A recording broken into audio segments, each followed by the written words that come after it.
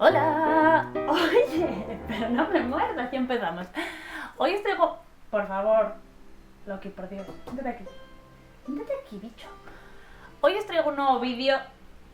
Me están mordiendo ahora mismo, no sé si podré concentrarme para grabar esto. Hoy os traigo el vídeo extra que os comenté el jueves, en el que, por favor, por Dios. Hoy os traigo el vídeo extra del que os hablé el jueves y quería hablaros de películas japonesas. A mí lo que me gustan son este tipo de películas más contemplativas, que hablan un poco de la vida. Oiga, señor, aquí.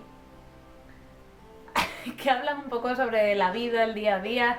Y bueno, al final son el tipo de cine que yo particularmente más disfruto. A ver, admito que es un tipo de películas que no son para todo el mundo, que son muy calmadas, que pues eso, suelen ser bastante largas. No son densas porque ya digo que son cosas pues de la vida misma que van ocurriendo, pero entiendo que son difíciles a veces si no estás acostumbrado al cine oriental. Aún así, bueno, son películas en general que suelen estar en todos los festivales internacionales, que han ganado un montón de premios. Y hoy os quiero comentar 10 que son de mis favoritas. Voy a empezar como siempre de lo menos a más y voy a intentar no extenderme mucho. Y eso, vamos a empezar. La primera, la número 10, es una película que vi en el Festival de Gijón hace unos años y me gustó muchísimo. Se llama La Casa del Tejado Rojo y es del director Yoji Yamada, que vais a ver que hay dos directores que... O sea, hay muchas películas de ellos que aparecen en este top, pero es que los dos me encantan. No he visto toda su filmografía, pero todo lo que he visto de ellos me ha gustado. Uno es Yoji Yamada y el otro es Koreda, que es mi preferidísimo. Entonces, bueno, esta película que la vi, ya digo, en el festival hace ya unos años, está ambientada en la Segunda Guerra Mundial, pero está contada en dos tiempos. La historia nos la van a contar a través de los recuerdos de una anciana y nos va a poner en situación de una familia más o menos acomodada, ya digo, en la época de la Segunda Guerra Mundial, y cómo esa familia pues se va transformando, aparece un personaje nuevo en la familia que rompe un poco las cosas y cómo entendían ellos la vida y lo trastoca todo. Es una película muy sutil, muy bonita. También es verdad que para mí a veces peca un poco de ser demasiado sentimental, que es algo que los japoneses a veces se pasan de sentimentales y ahí deja de ser sutil y empieza a ser un poco culebrón. No es que sea un culebrón, a mí me parece una película muy muy bonita y ya digo, muy sutil, en la que parece que no pasa nada, son todo miradas, situaciones así incómodas, y también bueno, es muy interesante por ese trasfondo de la Segunda Guerra Mundial, claro. Luego tenemos Despedidas, que es una peli del 2009 de Yojiro Takita.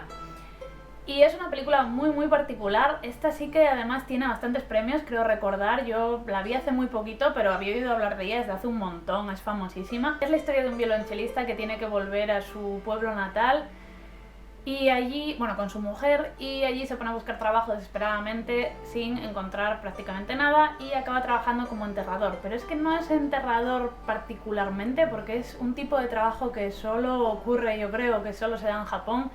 Y es esa persona que, de verdad, de verdad, es la persona que se dedica a maquillar al fallecido y a prepararlo para que lo vea la familia y que bueno, pues esté de la mejor manera posible. Y es un trabajo bastante peliagudo que de hecho tiene unas connotaciones muy negativas en la sociedad japonesa, no entiendo muy bien por qué, pero todos lo ven fatal que trabaje de eso. Y bueno, es una película tragicómica, tiene momentos realmente divertidos, al final nos habla de lo importante, las cosas importantes de la vida y cómo puedes hacer feliz a otras personas con pues cosas que nunca te hubieras imaginado, ¿no? Y bueno, cómo al final te hace feliz hacer feliz a los demás y pues lógicamente también habla de la pérdida, maneras de superarla y bueno, es una película muy bonita y muy especial. El caso del Samurái es una película del 2002 de Yoji Yamada, este director que os comentaba antes. Y esta es la única película que, aunque es costumbrista, no está ambientada en la actualidad, o bueno, en el siglo XX, sino que se sitúa en el siglo XIX, en la época de los samuráis. Y es curioso porque, aunque es una peli de samuráis, no es la típica película de darse de leches, sino que no tiene nada que ver. Es la historia de un samurái de bajo rango que, bueno, pues su mujer falleció, con lo cual tiene que ocuparse de dos niñas pequeñas que adora, que son sus hijas, y una madre senil.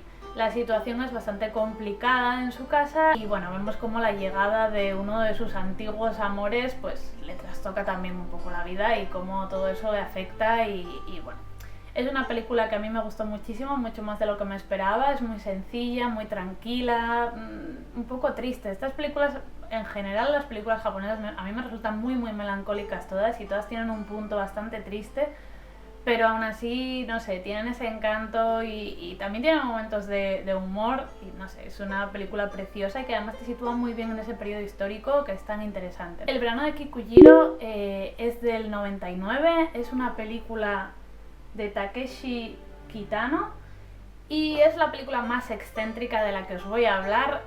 A ver, también es la película más divertida, yo me reí muchísimo con ella.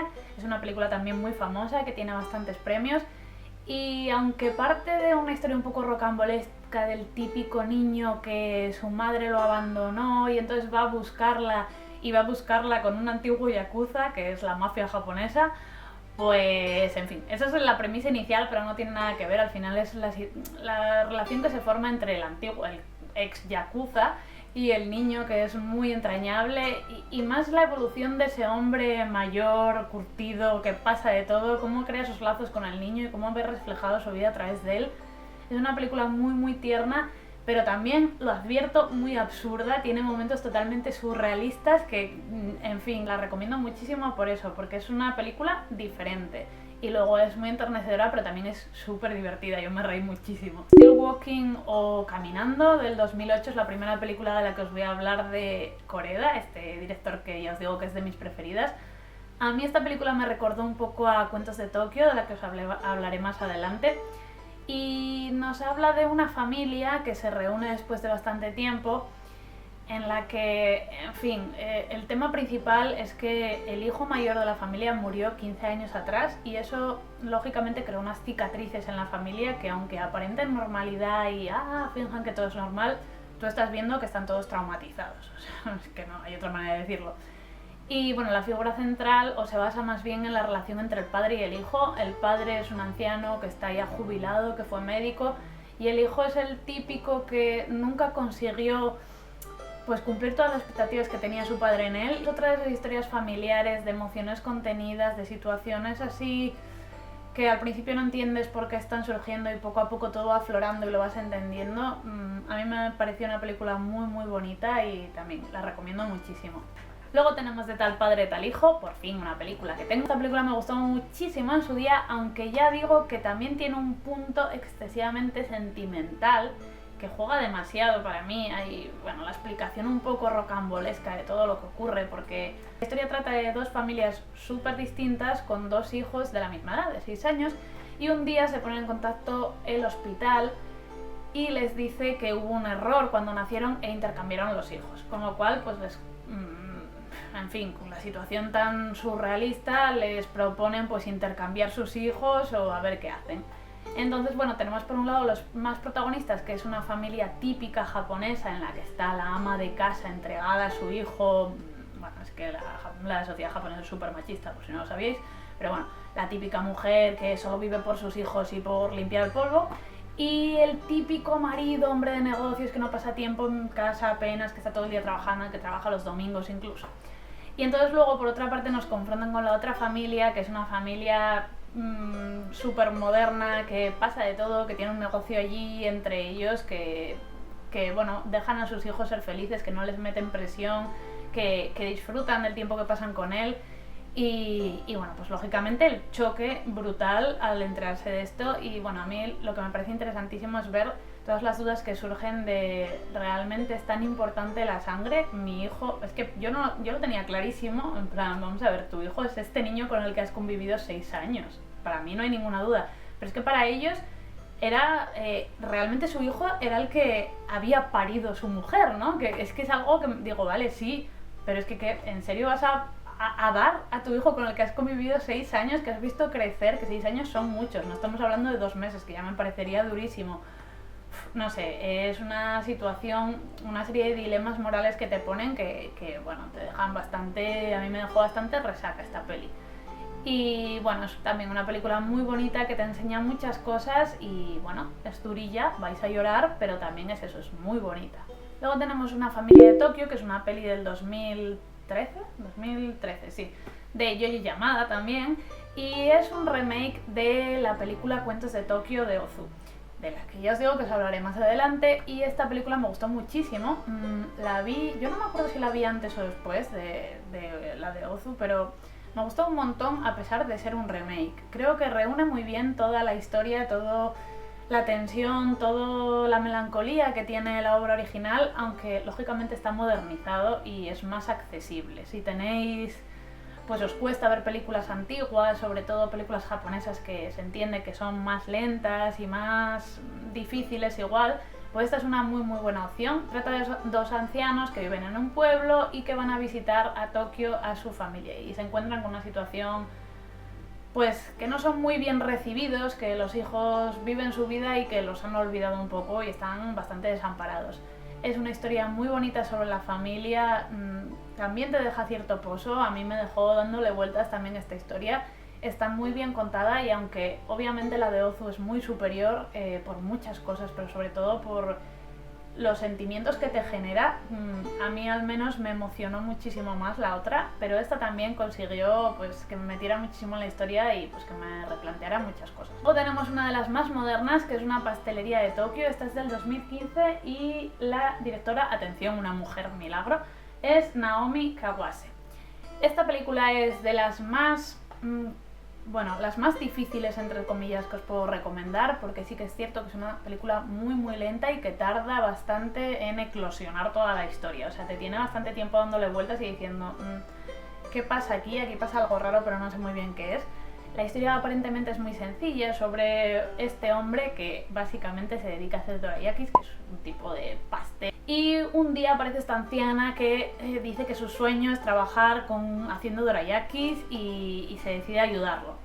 Esa es la premisa inicial, pero tenéis que saber que la historia va mucho más allá, es mucho más profunda y mucho más intensa de lo que parece. De hecho, trata un tema que no os quiero contar para no hacer spoilers, pero es súper interesante, sobre una enfermedad que bueno, es un tabú importante en Japón y bueno, a mí me pareció interesantísima y es de las que más resaca me ha dejado, un pozo brutal, ¿eh?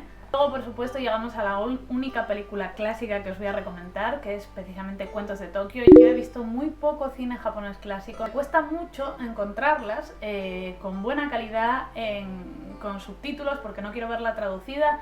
Y luego la verdad es que son películas muy largas y que tienes que estar de humor para verlas. Pero sí, tengo que ver más películas clásicas. Esta me gustó muchísimo, como os decía, va de dos ancianos que pues van a visitar a su familia, a sus hijos y se encuentran completamente abandonados por ellos y bueno, es una decepción enorme y sobre todo cuenta sobre ese desamparo que sienten, estar totalmente desligados de su propia familia cuando ellos lo dieron todo por ellos. Y también en este caso tiene mucha importancia el corte cultural y el cambio que hubo en Japón de la modernidad a lo que eran las tradiciones y el Japón clásico, que hubo ahí un cambio exagerado después de la Segunda Guerra Mundial, lógicamente. Y bueno, pues representa todo eso muy bien, es una película muy triste, muy melancólica, muy bonita, a mí me movió por dentro, es eso que, ya digo, me dejó muy impactada y os recomiendo muchísimo, aunque sé que es un poco difícil. Y por último llegamos a mi preferida, que es Nuestra hermana pequeña. De esta hice una entrada en el blog, una reseña, que os dejaré abajo en la cajita de información. Es una película que sé que no le va a llegar a todo el mundo igual, pero a mí, conmigo dio totalmente, me dejó enamoradísima. Es de Koreda, por supuesto, y del 2015, o sea que es muy nueva. Trata sobre tres hermanas a las que su padre abandonó cuando eran muy jovencitas y cuando su padre fallece, bastantes años después, vuelven a su ciudad natal, a su pueblo natal, y allí conocen a la hija que su padre tuvo con su segunda mujer. Y bueno, es una adolescente súper entrañable que se ve en una situación bastante complicada familiar y ellas acogen y deciden llevarlas y vivir con ellas. Y un poco es básicamente esa relación que se forma entre las cuatro hermanas. Película súper enternecedora, divertida, optimista, bonita de ver porque es preciosa visualmente. Y bueno, al final es una historia familiar sobre aceptarnos a nosotros mismos, sobre nuestras raíces, sobre las maneras de ser feliz, de apoyarnos unos a otros. y bueno, a mí me dejó completamente fascinada, o sea que os la recomiendo 100%. Y eso es todo, espero que le deis una oportunidad a estas pelis, de verdad que son todas preciosas, o sea, recomendadísimas todas. Me gustaría que me comentarais si os gusta el cine japonés, si estáis habituados a él, si os cuesta un poco. Películas que me recomendáis de este estilo, ya veis que soy súper fanática, o sea que si me recomendáis alguna la veré fijo. Películas clásicas japonesas también debería haber alguna, en serio he visto muy pocas, si queréis recomendarme también lo tendré muy en cuenta. Y nada más, muchísimas gracias como siempre por estar ahí, nos vemos pronto y adiós.